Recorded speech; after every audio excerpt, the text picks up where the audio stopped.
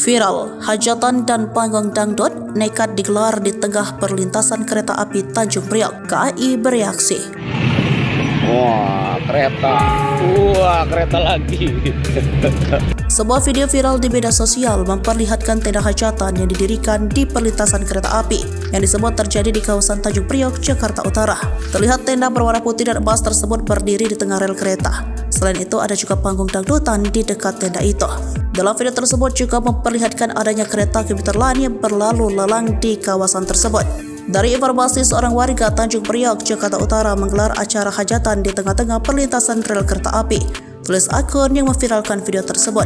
Terkait itu, pihak kepolisian membenarkan adanya pemasangan tenda hajatan hingga panggung dangdut pada Minggu 28 Januari 2024. Untuk sekarang perlengkapan acara sudah dibongkar, kata Kapolsek Tanjung Priok Kompol Nazirwan saat dihubungi Senin 29 Januari 2024. Nazirwan mengatakan pihaknya akan memanggil pihak penyelenggara terkait acara hajatan tersebut.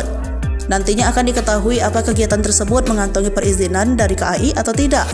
Terpisah, PT KAI Daob 1 Jakarta menyesalkan adanya kegiatan hajatan seperti yang viral di media sosial. Manajer Humas Daob 1 Jakarta Ikhvan Hendri Winto mengatakan bahwa sebelumnya ada warga yang meminta izin ingin membuat hajatan kepada UPT wilayah tersebut, namun tidak diberikan izin.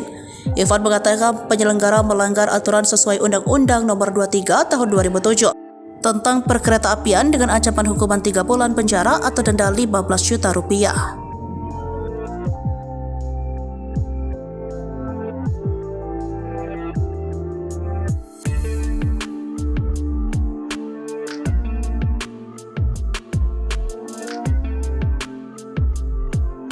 Download Tribun X sekarang, menghadirkan lokal menjadi Indonesia.